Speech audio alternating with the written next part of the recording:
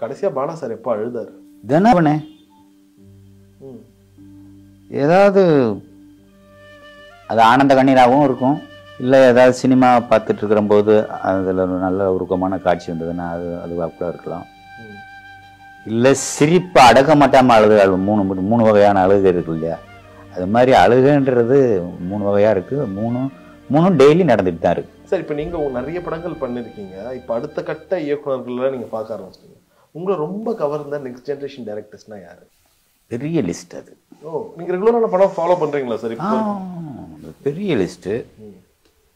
அதுக்காக பேர் சொல்ல வருத்தப்படுவாங்க அந்த மாதிரிலாம் நான் யோசிக்கல. சரி, அது ரொம்ப ரொம்ப பெரிய லிஸ்ட். ஏன்னா இப்போ கடைசியாக வாழை படத்துக்கு மற்ற எல்லா வகையை விட அவ்வளோ மக்கள் உள்ள வந்தது காரணம், நான் உண்மையாக படம் பார்க்கும்போது எனக்கு முன்னாடி ஒரு ஃபேமிலி படம் ஆரம்பிக்க போகுது, பாலாசாரி அழுறாருன்னா இந்த படத்துல என்னப்பா இருக்கும்? பாலாசாரி பேச முடியாம உட்காந்துட்டாருன்னா ஏதோ ஒண்ணு இருக்குப்பா. எல்லாருமே உங்களை பத்தி சொன்னாங்க. ஏன்னா எல்லாருக்கும் எப்படின்னா அவரே அவ்வளோ ஒரு ஸ்ட்ராங்கான ஆளு, அவர் எடுக்கக்கூடிய படங்களும் அவ்வளோ இதுவா இருக்கும். அவருக்கே அழுகையும் ஒரு அழுத்தமும் கொடுத்தா இந்த படம் இப்படிப்பா இருக்கும். இதனால் அப்படி ஒரு அழுத்தமும் ஒரு பெரிய ஒரு அமைதிக்கு பார்க்க முடிஞ்சது உங்ககிட்ட அந்த படம் பார்த்துட்டு பிறகு? எதனால? பாதிச்சதுனால.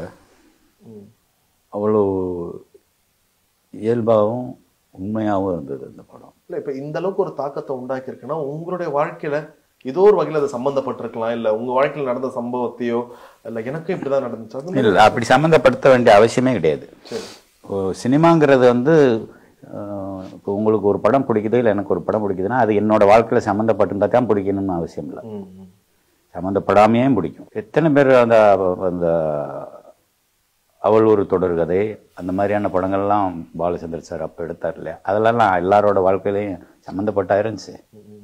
சங்கராபுரணம் சம்மந்தப்பட்டா இருந்தது, ஏன் ஜெகன்மோகினி சம்மந்தப்பட்டா இருந்தது இல்லையே.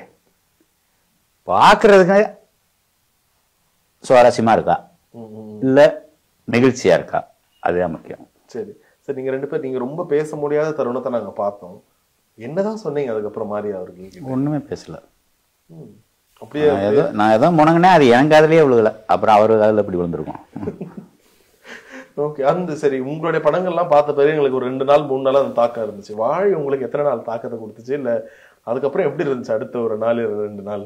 2 நாள் அந்த சித்தன் ஜெயமூர்த்தி அந்த கிளைமேக்ஸ் சாங்கு வந்து காதல ஒழிச்சுட்டே இருந்தது. அந்த ஒப்பாரி பாட்டு ஒரு 2 நாள் இருந்தது இந்த பாட்டு மட்டும். சரி, ஒரு பக்கம் இப்போ வெளியில சொல்லுவாங்களா, வாழை வந்து ஒரு மாதிரி ஆர்டிஸ்டிக்கான ஒரு படம், அதனால பாலா சாருக்கு ரொம்ப பிடிச்சது. எங்களை ஆச்சரியப்படுத்துற மாதிரி ஒரு பதில் உங்ககிட்ட தான் நாங்கள் பார்க்குறோம். உங்களுக்கு ரொம்ப பிடிச்ச ஒரு கமர்ஷியல் படம் கடைசியாக நீங்கள் பார்த்தது, ரொம்ப எவ்வளோ பயங்கர கமர்ஷியலாக இருக்கட்டும், பட் எனக்கு ரொம்ப பிடிச்சிருந்ததுப்பா, ஒரு மாதிரி ரொம்ப ஜாலியாக இருந்தது, ஒரு ஹாப்பியாக இருந்துச்சு இந்த படம், என்ன படம் சொல்லுவீங்க? கமர்ஷியல் படம்னா லாஜிக்கே இல்லாமலா? உங்களை பொறுத்த வரைக்கும் லாஜிக் இல்லைன்னா அது கமர்ஷியல் படம், லைக் மேபி உங்களுடைய ஒரு பாயிண்ட் ஆஃப் வியூ. என்னோட பாயிண்ட் ஆஃப் வியூ அப்படிதான், அது தப்பா கூட இருக்கலாம், தப்புன்னு கூட வச்சுக்கோங்க. சரி, என்னை பொறுத்த அளவுக்கு பயங்கர கமர்ஷியல் ஃபிலிமா இருக்கிறது வந்து லாஜிக் மீறிடுச்சுனாக்க